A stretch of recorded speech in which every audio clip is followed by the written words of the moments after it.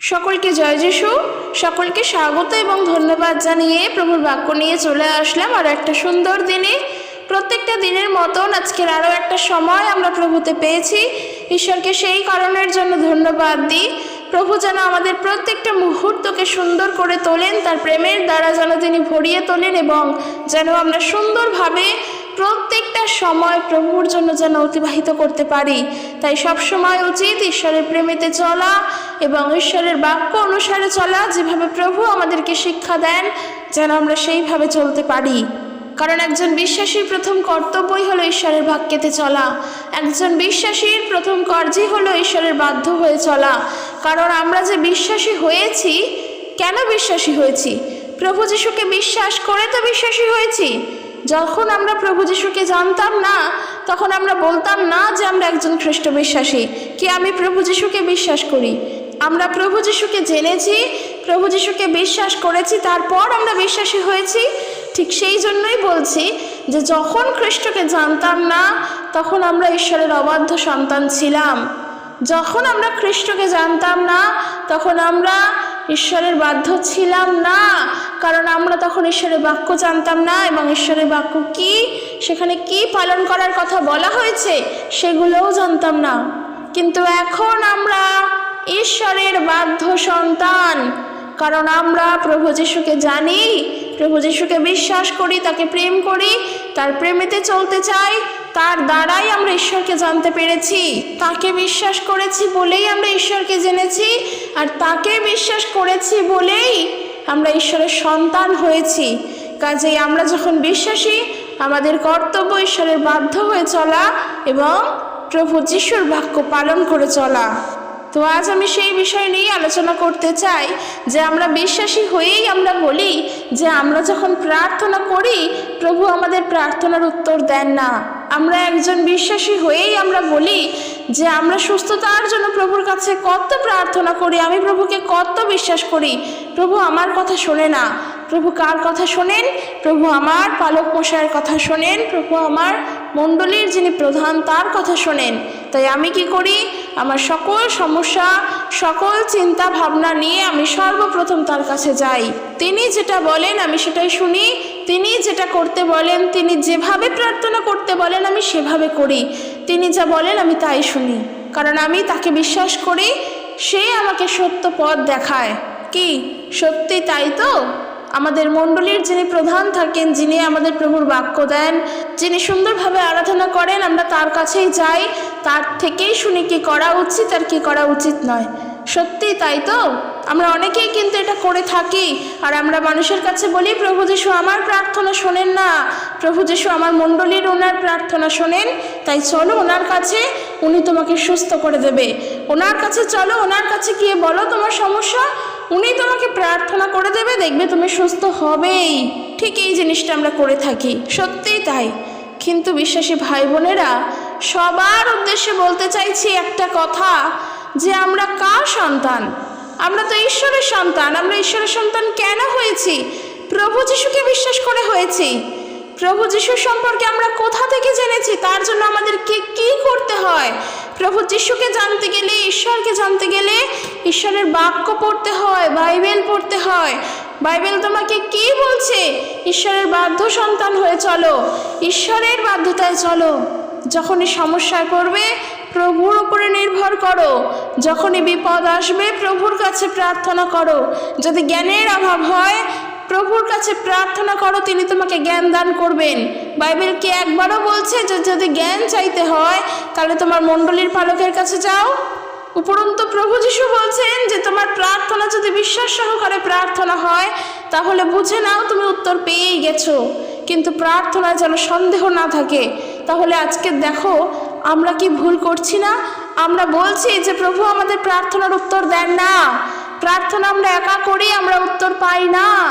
আমরা তো ভুল বলছি, কারণ ঈশ্বরের বাক্য তো এমনটা বলে না।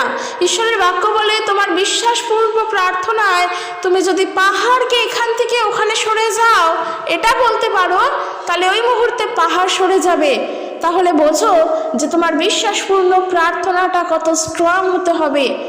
সত্যি এটা বাক্য বলছে, এটা প্রভু যিশু বলছেন। কিন্তু আমরা যা করছি কি, আমরা বিশ্বাসীরা হয়ে আমরাই বলছি প্রভু আমার প্রার্থনার উত্তর দিচ্ছেন না। তাহলে এই যে কথার মধ্যে ভুল বা ভুলভাবে কথা বলা, এগুলো কারা বলছে? এগুলো তো আমরাই বলছি। তাহলে আমরা কি করে বলছি? আমরা যখন বাক্য পড়ছি না তখন আমরা বলছি। আর আমাদের তো সুস্থ হতে হবে, আমাদের তো সাহায্য দরকার। তখন আমরা মণ্ডলীর পালকের কাছে যাচ্ছি, সেখানে গিয়ে তাকে আমাদের আইডল করে, তার উপরে নির্ভর করে তিনি যা বলছে সেটাই সত্য। বাইবেল খুলে একবারের জন্যও পড়ে দেখছি না। যদি আমি এরকমও শুনি যে চার্চে না গেলে আশীর্বাদ নেই, তাহলে আমি সত্যি সেটাই মেনে নিচ্ছি যে সত্যিই চার্চে না গেলে আশীর্বাদ নেই, কিন্তু তাও বাইবেলটা খুলে পড়ে দেখছি না। ভুলটা কারা করছি? আমরাই তো করছি। আর আজ আমরা সেই বিষয়েই শিখব। ইব্রিয়দের প্রতি পত্র তার 12 অধ্যায় 1 পদ থেকে, সেখানে ঈশ্বরের বাক্য কি বলছে। তবে একটা জিনিস কি তার আগে জেনে রাখি, ইব্রিয়রা কিন্তু মোশিকে অনুসরণ করতেন। তারা মোশির ব্যবস্থাকে ফলো করত, মোশির ব্যবস্থাকে অনুসরণ করেই চলতো। যদি আমরা পৌলকে দেখি, সেই যে পৌল যার কথা আমরা পাই, যার পুস্তক পাই, যাকে আমরা পড়ি, সেই সাধু পৌল তিনি কিন্তু নিজেই একজন ইব্রিয় ছিল। যদি আমরা ফিলিপিও তার 3 অধ্যায় 5 পদ পড়ি, সেখানে দেখো পৌল কি বলছেন। তিনি বলছেন, আমি 8ম দিনে তকচ্ছেদ প্রাপ্ত ইসরায়েল জাতীয় বিন্যামিনীয় বংশ, ইব্রিয় কুলজাত ইব্রিয়, ব্যবস্থার সম্বন্ধে ফরিসি, উদ্যোগ সম্বন্ধে মণ্ডলীর তাড়নাকারী, ব্যবস্থাগত ধার্মিকতা সম্বন্ধে অনিন্দনীয় গণ্য ছিলাম। পৌল বলছেন যে আমি একজন ইব্রিয় কুলজাত ইব্রিয়, আর তিনি বলছেন আমি এমন নিখুঁতভাবে মোশির বিধি ব্যবস্থা পালন করতাম যে তার মধ্যে কোনো ত্রুটি ছিল না, কোনো ভুল ছিল না। অর্থাৎ আমরা পাই ইব্রিয়রা কিন্তু মোশিকে অনুসরণ করে চলতেন। আর আজ আমি কেন এই বিষয়গুলো বলছি? কারণ আমরা মোশিকে জানি। মোশি তাদের কি ত্রাণকর্তা রূপে এসেছিল। অর্থাৎ রাজার যে অত্যাচারে ইসরায়েলীয়রা একদম নিঃশেষ হয়ে যাচ্ছিল, তখন মোশি তাদেরকে উদ্ধার করেছিল। আমরা জানি সেই ঘটনা। আমরা যখন যাত্রা পুস্তক শুরুর থেকে পড়ি, মোশির জন্মবিবরণ থেকে আমরা সমস্তটা পাই। এই যে মোশি, এই মোশির নামের অর্থ কিন্তু টেনে তোলা। টেনে তোলা অর্থাৎ তাদেরকে সেখান থেকে, সেই দুঃখ থেকে, দুর্দশা থেকে কিন্তু মোশি টেনে তুলেছিল। তো মোশির নামের অর্থ টেনে তোলা, আর মোশি ছিলও ঠিক সেই রকমই। কিন্তু প্রবলেমটা কোথায়? তারা তো ইব্রিয় ছিল, তারা বিন্যামিন গোত্রের ইসরায়েলীয় ছিল, যেমনটা পৌল বললেন তিনি তা ছিলেন। কিন্তু আমরা তো ইব্রিয় নই, আমরা ইসরায়েলীয় নই, আমরা বিন্যামিন গোষ্ঠীর নই। আমরা তো কি? আমরা ভারতবর্ষের হিন্দু ধর্মের মানুষ। প্রভু যিশুকে জেনেছি, সেই ধর্মে থেকেই প্রভু যিশুকে জানতে পেরেছি, প্রভু যিশুর অনুসরণকারী হয়েছি এবং সেই ধর্মের ব্যক্তিরই রয়েছি। আমরা হিন্দু ধর্মের, আমরা সেই ধর্মেই রয়েছি যদি মানুষ তা বলে। আমাদের ধর্ম পরিবর্তন হয়নি যিশুকে জানার পর, শুধুমাত্র আমাদের মন, জীবন এই দুটো পরিবর্তন হয়েছে, আর সত্য ঈশ্বরকে জানতে পেরেছি। এর থেকে আর বেশি কিছু নয়। যে যেমন তর্ক করুক, যে যেমন বিষয় বোঝাক, সেটা তার ভাবনা দিয়ে সে বলুক, কিন্তু আমরা জানি সত্য কী।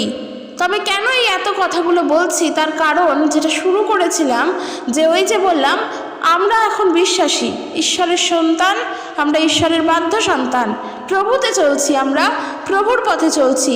তাই একজন বিশ্বাসী হয়ে যেন কখনো না বলি যে প্রভু যিশু আমার প্রার্থনা শোনেন না। দেখো, এই যদি ইব্রিয়দের প্রতি পত্র তার 3 অধ্যায় পড়ো, সেখানেই বলছে যে প্রভু যিশু মোশির থেকেও মহান। কেন এই কথা বলছে? কেন ইব্রিয়দেরকে এটা জানান দিচ্ছে যে প্রভু যিশু মোশির থেকেও মহান, প্রভু যিশুই সর্বে সর্বা? কেন এমনটা জানান দিচ্ছে? তার মানে আমাদেরকে জানতে হবে যে আমরা যখন এখন প্রভু যিশুকে জানতে পেরেছি, তখন আমাদের জীবনে যিশুই শুরু, যিশুই শেষ, তিনিই সমস্ত কিছু। সে আমি যত বড়ই পালকের কাছে যাই না কেন, তিনি আমাকে যত ভালো রাস্তায় দেখান না কেন, তিনি আমার আদর্শ নন, তিনি আমার আইডল নন, তিনি আমার চলার পথের নেতা নন। আমার প্রভু যিশুই আমাদের সব। হতে পারে তুমি তোমার সমস্যার মধ্যে ছিলে, তুমি তোমার পাপের মধ্যে ছিলে, তুমি তোমার ভুলের মধ্যে ছিলে। সেই সময় কোনো এক পালক তোমার কাছে ঈশ্বরের বাক্য নিয়ে এসেছে এবং তোমাকে উদ্বুদ্ধ করেছে, তোমাকে উৎসাহ দান করেছে, তুমি আবারও উঠেছো, তুমি আবারও প্রভুর পথে চলছো। কিন্তু তার মানে এটা কখনোর জন্যই নয় যে সেই ব্যক্তি তোমার জীবনের আদর্শ। তোমার জীবনের আদর্শ হলেন খ্রিস্ট। তো আমাদের এটা বুঝতে হবে যে যতই আমরা বলি যে আমরা মণ্ডলীতে গেলেই উত্তর পাই, মণ্ডলীতে গেলেই আশীর্বাদ পাই, মণ্ডলীর যিনি পালক আছেন একমাত্র তিনিই আমাকে আশীর্বাদ করতে পারেন। তিনি আমাকে ধরে রেখেছেন বলেই আজ আমি ধরে রয়েছি, তিনি আমাকে ঘিরে রেখেছেন বলেই আজ আমি সুস্থ আছি। এই কথাগুলো যেন না বলি, কারণ আমরা দেখব এখন ইব্রিয়দের প্রতি পত্র তার 12 অধ্যায় 1 পদ থেকে দেখো বলছে, অতএব এমন বৃহৎ সাক্ষী মেঘে বেষ্টিত হওয়াতে আইসো আমরাও সমস্ত বোঝা ও সহজ বাধাজনক পাপ ফেলিয়া দিয়া ধৈর্যপূর্বক আমাদের সম্মুখস্থ ধাবন ক্ষেত্রে দৌড়ি। আমাদের সম্মুখস্থ ধাবন ক্ষেত্র আমরা খ্রিস্টের পথে দৌড়াবো। সমস্ত বোঝা এবং সহজ বাধাজনক যে সমস্ত পাপ রয়েছে, যা প্রভুর পথে আসতে গেলে আমাদেরকে বাধা দেয়, সেই সকল কিছুকে ধৈর্যপূর্বক আমাদের ফেলে দিয়ে ধৈর্য সহকারেই এগোতে হবে খ্রিস্টের পথে। কেন কি বলছে? বিশ্বাসের আদিকর্তা ও সিদ্ধিকর্তা যিশুর প্রতি দৃষ্টি রাখি। দেখো এখানে বলছে বিশ্বাসের আদিকর্তা ও সিদ্ধিকর্তা যিশুর প্রতি।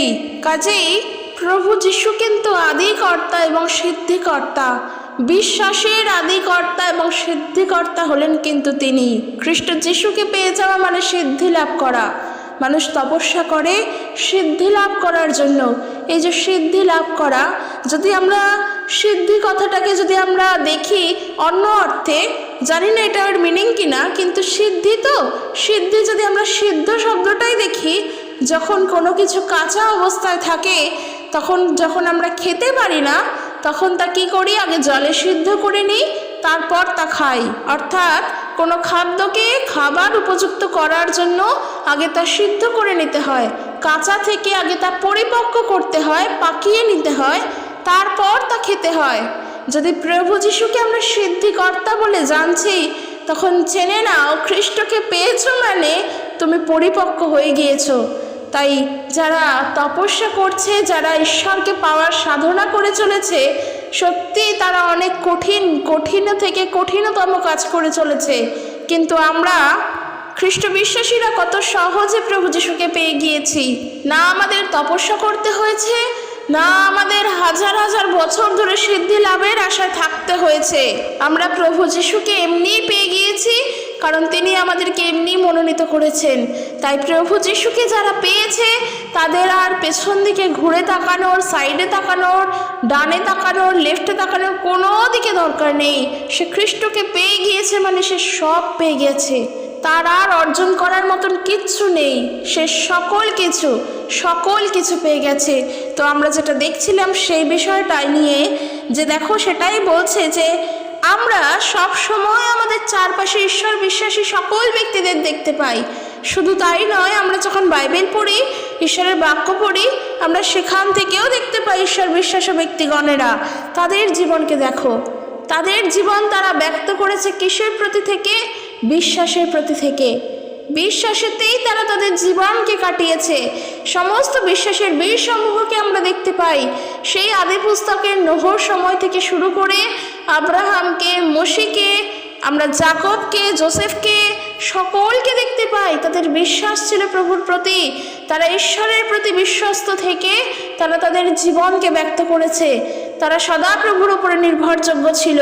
আর ঠিক সেটাই আমাদেরকে বলছে যে যদি আমাদের বিশ্বাসের পথে কোনো কাজ বাধার সৃষ্টি করে, যদি কোনো কাজ, এমন কোনো বিষয় যা আমাদের খ্রিস্টের পথে এগোনোর জন্য আমাদেরকে আকৃষ্ট করে ধরে রাখছে, আমাদেরকে প্রভুর পথে এগোতে দিচ্ছে না, যদি কোনো পাপ খ্রিস্টের পথে এগোনোর জন্য আমাদেরকে আটকে ফেলছে, তাহলে ঈশ্বরের বাক্য যা বলছে তা শোনো।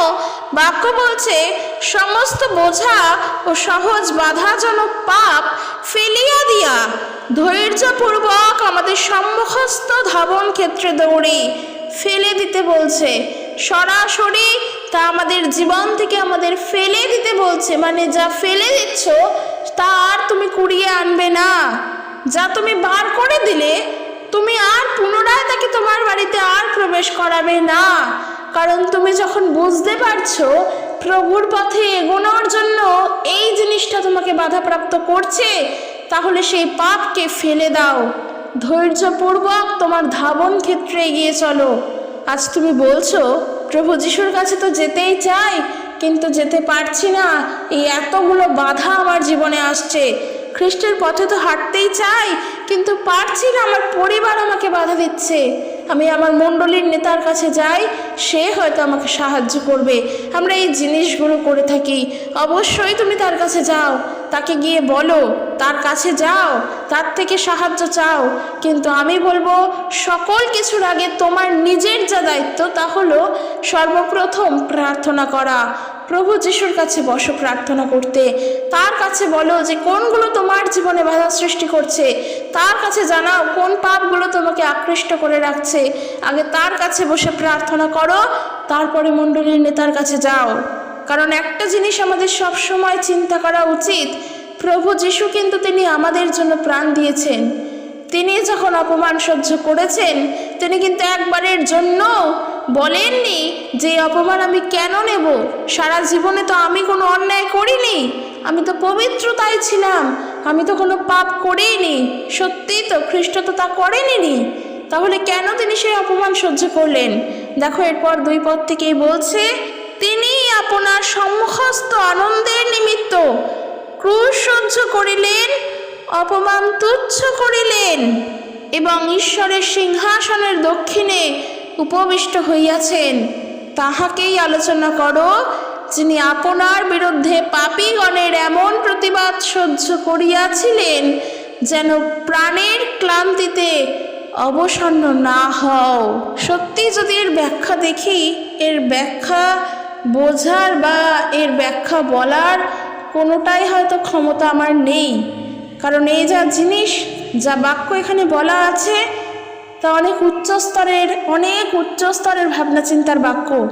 কিন্তু যদি আমাদেরকে শিখতে লাগে সহজভাবে, তাহলে আমি সহজভাবে বলতে চাই, খুবই সাধারণভাবে বলতে চাই। যা আমাদেরকে এখান থেকে শিক্ষা দিল তাহলে আমাদের এই বোঝাচ্ছে যে আমাদের সর্বদাই প্রভু যিশুর আদর্শে চলা উচিত, সর্বদাই প্রভু যিশুর আদর্শ অনুযায়ী চলা উচিত। বিশ্বাসের পথে প্রভু যিশুই আমাদের নেতা, তিনি আমাদের বিশ্বাসকে পূর্ণতা দেন। কারণ তিনি ক্রুশের ওপর মৃত্যু ভোগ করলেন, ক্রুশের মৃত্যুর অপমান তুচ্ছ জ্ঞান করে তা সহ্য করলেন। তার সম্মুখে ঈশ্বর যে আনন্দ রেখেছিলেন, সেই দিকে দৃষ্টি রেখেই যিশু তা করতে পেরেছিলেন। সামান্য যখন প্রার্থনার উত্তর পাই না, আমরা প্রভু যিশুকে ছেড়ে দিই। সামান্য যখন প্রার্থনার উত্তর পাই না, ঈশ্বরের দিকে অভিযোগের আঙুল তুলি। সামান্য যখন প্রার্থনার উত্তর পাই না, আমরা হায় হতাশ করতে শুরু করে দিই। তখন আমরা কত কথা বলি। প্রভু যিশুকে দেখো, বাক্য বলছে তাকে নিয়ে আলোচনা করো। সত্যি তিনি আলোচনারই মতন বিষয়, তাকে নিয়ে আলোচনাও হয়তো আমরা আমাদের জ্ঞানে করতে পারি না। কারণ দেখো, ঈশ্বর যে তার সম্মুখে আনন্দ রেখেছিলেন, সেই আনন্দের দিকে দৃষ্টিপাত করে তিনি ক্রুশীয় মৃত্যুকে, সেই অপমানকে তিনি গ্রহণ করে নিলেন। তিনি কিন্তু তা তুচ্ছ জ্ঞান করেননি, তিনি তা গ্রহণ করেছেন। সত্যি ঈশ্বর মহান, খ্রিস্টের প্রেম বড়ই মহান। তাই প্রভু যিশুর আদর্শে চলা উচিত, প্রভু যিশুকে নিজের জীবনের আইডল মেনে নেওয়া উচিত, প্রভু যিশুকে নিজের জীবনের নেতা হিসেবে মানা উচিত। কারণ তিনি ছাড়া আমাদের জীবনে, বিশ্বাসীদের জীবনে আর কেউ নেই। কারণ বিশ্বাসীদের যে বিশ্বাস তা খ্রিস্টই পূর্ণতা দেন। প্রভুর সেই ক্রুশীয় মৃত্যু হলো আমাদের শ্লাঘার বিষয়, প্রভুর সেই ক্রুশীয় মৃত্যু, সেই ক্রুশ হলো আমাদের গর্বের বিষয়। যখন তিনি ক্রুশে গেলেন, বিশ্বাসীদের বিশ্বাস সম্পূর্ণ হলো। তার কারণ প্রভু যিশু যখন ক্রুশীয় মৃত্যু গ্রহণ করলেন, আমরা যে আমাদের পরিত্রাতাকে বিশ্বাস করি তার প্রমাণ হলো সেই ক্রুশ। আমরা সেই ক্রুশকে জানি। আর ঠিক সেই কারণের জন্য বলছি যে যেই পাপগুলো আমাদের সহজে আকৃষ্ট করে রাখে, যা আমাদের বিশ্বাসের পথে এগিয়ে যেতে বাধা দান করে, যা আমাদের খ্রিস্টের পথে এগিয়ে যাওয়ার জন্য সহজেই আটকে দেয়, যা আমাদেরকে ঈশ্বর নিন্দার বিষয় শেখায়, সেই সমস্ত জিনিসকে নিজের জীবন থেকে ফেলে দাও। তুমি আর তা পুনরায় কুড়িয়ে নিয়ে এসো না, তা ফেলে দাও। কারণ তোমার ধাবন ক্ষেত্র, তোমার সত্যের পথ হলেন সেই প্রভু যীশু খ্রিস্ট। তাকে যখন জেনেছ, সেই পথে দৌড়াও। কারণ খ্রিস্ট হলেন সকলের থেকে মহান, সকলের থেকে মহান, সকলের থেকে তিনি হলেন মহান। তার মতন আর কেউ নেই, তিনি এক এবং তিনি অদ্বিতীয়। আমি সবার কথা বলছি না, আমি এখানে ঈশ্বরের বিষয়েও বলছি না, শুধু প্রভু যীশুর বিষয় বলছি। তিনি এক, তিনি অদ্বিতীয়, তার মতন আর কেউ নেই। এইরকম কষ্ট তিনি আমাদের জন্য সহ্য করেছেন, কোনো কথা বলেননি। সেই দিকে দৃষ্টিপাত করো, সেই দিকে দৃষ্টি নিবদ্ধ করে সেই পথে দৌড়ানোর যেন চেষ্টা করতে পারি। তাই জন্য একজন বিশ্বাসীকে তার বিশ্বাসে পরিপক্ক হয়ে উঠতে হবে। কারণ তাকে জানতে হবে যে প্রভু যীশুকে আমি জেনেছি, তিনি আমার পরিত্রাতা, তাকে আমি বিশ্বাস করেছি, আর আমি জানি তিনি আমার জীবনের চলার পথের আদর্শ নেতা। তার কারণ যে নেতা, যে লিডার হয়, যদি আজকে 10 জনের একটা টিমের একজন লিডারকে বানানো হয়, মনে করো তোমার একটা টিম রয়েছে, সেই টিমের লিডার হলে তুমি। এবার যে লিডার হবে তাকে তো সঠিকভাবে চলতে হবে, তাহলেই তো সে সেই সমস্ত পুরো টিমটাকে চালিয়ে দিতে পারবে, তাই না? যদি লিডারই যদি ঠিক না হয়, নেতাই যদি চলার পথে ঠিক না থাকে, তাহলে টিম তো ছন্নছাড়া হয়ে যাবে। কারণ ওই সমগ্র টিম তার লিডারের দিকে তাকিয়ে বসে থাকে। যখন ওই টিমের খাদ্য আসছে না, তখন সে কিন্তু তার লিডারের দিকে তাকাবে, তার লিডার কখন সেই টিমকে পয়সা দেবে, তারপর তারা খেতে পারবে খাবার কিনে। সব দায় কিন্তু তার লিডারের থাকে। তাই নিজের জীবনের যদি লিডার কাউকে বানাতে হয়, প্রভু যীশুকে বানাও। বিশ্বাসের জীবনে চলার পথের আদর্শ নেতা হলেন তিনি। তার দিকে দৃষ্টি নিবদ্ধ করো, তোমার সমস্ত কিছু তিনি যোগান দেবেন। তোমার যা দরকার তুমি তার থেকে পাবে। শুধুমাত্র এটা রোজকার জীবনে বেঁচে থাকার জন্য যে দৈনন্দিন চাহিদাগুলো, সেগুলোর কথা বলছি না। সকল বিষয়, সেটা দৈহিক বিষয় বলো এবং আত্মিক বিষয় বলো, যেই বিষয় বলো না কেন, সকল কিছু তোমার প্রভু যীশু তোমাকে দান করবেন। তাই বিশ্বাসটা তার প্রতি পরিপক্কভাবে গড়ে তোলো। অবশ্যই আমরা আমাদের নেতাকে ডাকবো, আমাদের মণ্ডলীর যিনি প্রধান আছেন তাদেরকে ডাকবো, কারণ এই কথা বাইবেলও বলছে, তাদের কাছে গিয়েও আমাদের প্রার্থনা করতে হবে। কিন্তু আমি যদি নিজে বলি যে প্রভু যীশু আমার প্রার্থনার উত্তর দিচ্ছেন না, তাই আমি মণ্ডলীতে গেলাম, তাহলে আমার বিশ্বাস কোথায়? তাই তার প্রতি আমরা বিশ্বাসটা কোথায় ধৈর্য ধরে রাখতে পারলাম? মণ্ডলীতে গিয়ে যদি তাদেরকে বলি যে আমার সমস্যা নিয়ে আমি আসলাম, প্রভু যীশু তো আমার উত্তর দিচ্ছেন না, হয়তো আপনার প্রার্থনা প্রভু শুনবেন। সত্যি কি এটা ঠিক বললাম? এতক্ষণ ধরে কি আমরা সেটা শিখলাম? আমাদেরকে বলছে বিশ্বাসের দ্বারা জীবনকে ব্যক্ত করতে। অর্থাৎ যদি আমাদের বিশ্বাসটাই সন্দেহপূর্বক চলে আসে, প্রভু যীশুকেও বিশ্বাস করছি এবং আমার নেতা যিনি আমাকে ভালোবাসেন, যিনি আমাকে প্রভুর বিষয়ে শেখান, আমার মণ্ডলীর তিনি প্রধান, আমি তাকে বেশি বিশ্বাস করছি। সত্যি কি খ্রিস্টের উপরে বিশ্বাস সম্পূর্ণ থাকে? তাই একটা জিনিস জানবে, তোমার জন্য কিন্তু মৃত্যুবরণ করেছেন প্রভু যীশু, তোমার জন্য অপমান সহ্য করেছেন প্রভু যীশু, তোমার জন্য তিনি প্রাণ দিয়েছেন, তোমার পরিত্রাণ তিনি এনে দিয়েছেন। তাই তোমার প্রার্থনার উত্তরও তিনিই দেবেন। তার প্রতি ধৈর্যপূর্বক থাকো। সেই কারণের জন্য 3 পদে বলছে প্রভু যীশুর কথা ভাবো। যখন পাপীরা তার বিরোধিতা করে অনেক নিন্দামন্দ করেছিল, তখন তিনি এই সমস্ত বিরোধিতা সহ্য করেছিলেন। যীশু তা করেছিলেন যাতে তোমরাও তার মতো সহিষ্ণু হও এবং চেষ্টা করা থেকে বিরত না হও। ইব্রিয়দের উদ্দেশ্যে বলছে, এই জন্য প্রভু যীশুই হলেন একমাত্র সেই মহাযাজক, তিনি একমাত্র যার দ্বারা আমরা ঈশ্বরের কাছে পৌঁছাতে পারি। তাই প্রভু যীশু ছাড়া পাপের ভার নেওয়ার জন্য আর কেউ নেই, সত্যি আর কেউ নেই। সমস্ত ভার আমাদের তিনি নিয়েছেন। কারণ দেখো 4 পদে বলছে, তোমরা পাপের সহিত যুদ্ধ করিতে করিতে এখনো রক্ত ব্যয় পর্যন্ত প্রতিরোধ করো নাই। অর্থাৎ আমরা যতই পাপের বিরুদ্ধে লড়াই করি না কেন, মৃত্যুর মুখোমুখি কিন্তু আমরা হইনি। ওই যে মৃত্যুর মুখোমুখি হইনি, তার আগেই আমাদেরকে খ্রিস্ট রক্ষা করলেন, তার আগেই তিনি আমাদের উদ্ধার করলেন। অর্থাৎ আমাদের যা পাপ, সেই পাপের জন্য আমরা নরকের আগুনে গিয়েই জ্বলতাম। আমাদের যা পাপ, আমাদের পাপের জন্য আমাদের মৃত্যু অনিবার্যই ছিল, কেননা পাপের বেতন মৃত্যু। কিন্তু এই যে পাপের ভার প্রভু যিশু নিয়ে নিলেন তো নিজের কাঁধে, পাপের ভার সকল প্রভু নিয়েছেন। তাই মৃত্যুর মুখোমুখি আমরা হইনি, আমরা জানিও না মৃত্যু কি, তার আগেই খ্রিস্ট সেই ভার নিয়ে নিলেন।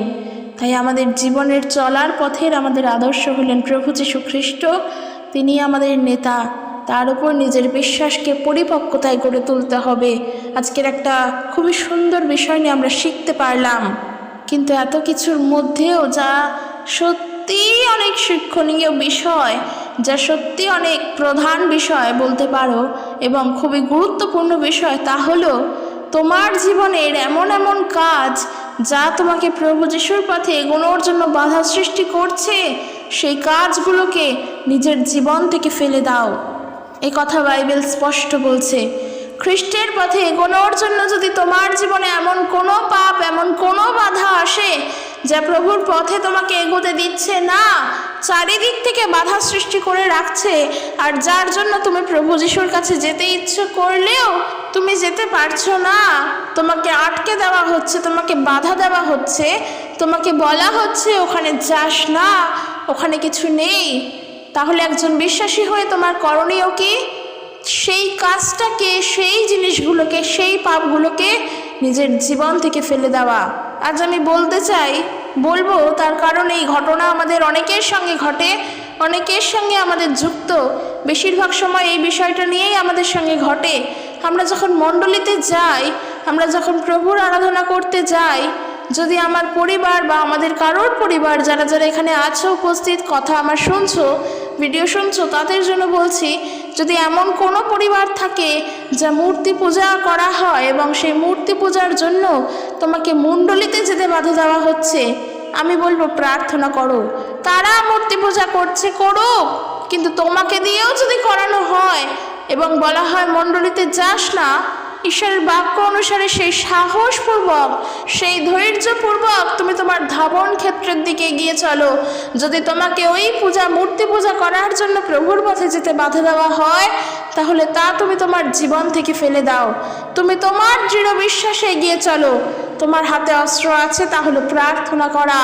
প্রভুর কাছে প্রার্থনা করো, কারণ খ্রিস্টের পথে এগোনোর জন্য যেই জিনিস আমাদেরকে বাধা দান করছে, বাক্য অনুসারে, নিজের ইচ্ছা অনুসারে নয় তো, প্রভুর বাক্য অনুসারে, তা তোমার জীবন থেকে ফেলে দাও। কারণ ওই যে বললাম, প্রভু যিশুর বাক্য বলছে ইব্রিয়দের প্রতি পত্রে, যে অপমান তিনি সহ্য করেছিলেন তা কিন্তু আমাদের জন্য, যেই কষ্ট তিনি ভোগ করেছিলেন তা কিন্তু আমাদের জন্য, যেই দুঃখ তিনি পেয়েছিলেন তা কিন্তু শুধুমাত্র আমাদের জন্য, মানব জাতির জন্য। তাই গুড ফ্রাইডে আসলেই সেই দিন আমরা কান্নাকাটি করব, উপবাস প্রার্থনা করব, প্রভুর গুড ফ্রাইডে পালন করব, আর সারাটা বছর বাকি 365 দিনের মধ্যে 364 দিনই নিজের ইচ্ছা অনুসারে চলবো। প্রভু যিশু যা করতে বলছেন সেই জায়গা থেকে দূরে থাকবো। এমনকি খ্রিস্টের পথে যেতে গেলে যা যা করতে হয় সেখান থেকেও দূরে থাকবো। নিজের পাপ, নিজের ভুল কাজগুলোকে ক্রমশই এগিয়ে নিয়ে চলবো। এটা তো জীবন নয়, খ্রিস্টীয় জীবন এটা নয়। গুড ফ্রাইডের দিন শুধু কান্নাকাটি করে লাভ নেই। আমি বলবো গুড ফ্রাইডের দিন আনন্দ করো, আর বাকি যেই দিনগুলো আছে সেই দিনগুলো নিজের অনুতপ্ত অনুশোচনার জন্য প্রার্থনা করে কাঁদো। ওই দিন প্রভু যিশু ক্রুশে মৃত্যুবরণ করেছিলেন বলে কেঁদো না। ওই দিন কান্নার দিন হবে কিসের জন্য? নিজের ভুলের ভার তিনি নিয়েছিলেন বলে, যেই ভার হয়তো আমাদেরই বহন করার কথা ছিল, কিন্তু প্রভু জানেন, ঈশ্বর জানেন ওই ভার আমরা বহন করতে পারবো না। তিনি জানেন আমরা তার সন্তান, তিনি চান না তার সন্তানদেরকে কষ্ট দিতে। সেই জন্য বাবা হয়ে, আমাদের পিতা হয়ে সমস্ত ভার তিনি নিজেই নিলেন। তিনি যেমন আমাদেরকে এই পৃথিবীতে পাঠালেন, ঠিক একইভাবে আমাদেরকে চালনাও তিনিই করলেন, আমাদের দায়িত্বও তিনিই নিলেন। সেই দিনের জন্য অনুশোচনা করো, যেন তোমার সকল পাপভার প্রভু যে বহন করেছেন, আর আমরা যেন সেই পাপভার নিজের কাঁধে না নিই, আর যেন ভুল না করি। তাই প্রভুর ওপরে নির্ভরশীল হও, প্রভুর ওপরে বিশ্বাসকে গড়ে তোলো এবং তোমার জীবনের চলার পথের আদর্শ একমাত্র প্রভু যিশুকে করো। কে তোমার প্রার্থনার উত্তর দিয়ে দেবে সেই আশায় তুমি থেকো না। যদি বিশ্বাসপূর্বক প্রার্থনা তুমি নিজেই করো, উত্তর তো তুমি নিজেই পাবে। তাই তোমার মণ্ডলীর যিনি প্রধান, সে তোমাকে অভিষিক্ত জলের দ্বারা, অভিষিক্ত তেলের দ্বারা, রুমালের দ্বারা প্রার্থনা করে দিল, তোমার জীবনে অলৌকিক কার্য ঘটালো, আর তাতে তুমি বিশ্বাস করলে, তার প্রতি তুমি বিশ্বস্ত হলে। কিন্তু বাড়িতে বসে যখন প্রার্থনা করছো তখন বলছো, প্রভু যিশু আমার প্রার্থনার উত্তর দেন না, প্রভু যিশু আমার প্রার্থনা শোনেন না, আমি কত ডাকি তিনি আমাকে উত্তর দেন না। এই কথা যদি বলে থাকো তাহলে ভুল বলছো। তাহলে তোমার সেই প্রার্থনার মধ্যে বিশ্বাস নেই, বিশ্বাসবিহীন প্রার্থনা। বিশ্বস্ত সহকারে প্রার্থনা করো প্রভু যিশুর কাছে, কারণ প্রভু যিশুর কথা নিজে তিনি বলছেন, বিশ্বাসপূর্বক চাও। যদি প্রার্থনা করার সময় বলো যে প্রভু আমি বিশ্বাস করি আমাকে তুমি দিয়ে দিয়েছো, তাহলে তোমাদেরকে তা দেওয়া হবেই। বিশ্বাসপূর্বক প্রার্থনাতে পাহাড় পর্যন্ত টলানো যায়। বিশ্বাসীদের বিশ্বাস অনেক মূল্যবান। একজন বিশ্বাসীর বিশ্বাস গ্রহরত্নের চেয়েও খাঁটি।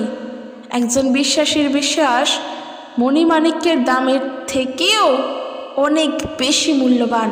একজন খ্রিস্ট বিশ্বাসীর বিশ্বাস, সত্যি আমরা আমাদের বিশ্বাসের দ্বারাই প্রভু যীশু খ্রিস্টকে জানতে পেরেছি। আমাদের বিশ্বাসের দ্বারাই আমরা খ্রিস্টের সহিত গমনাগমন করতে পারবো। আমরা আমাদের বিশ্বাসের দ্বারাই দিয়াবলকে পরাজিত করতে পারবো। আমাদের বিশ্বাসের দ্বারাই আমরা কি করব? প্রার্থনার উত্তর পাব।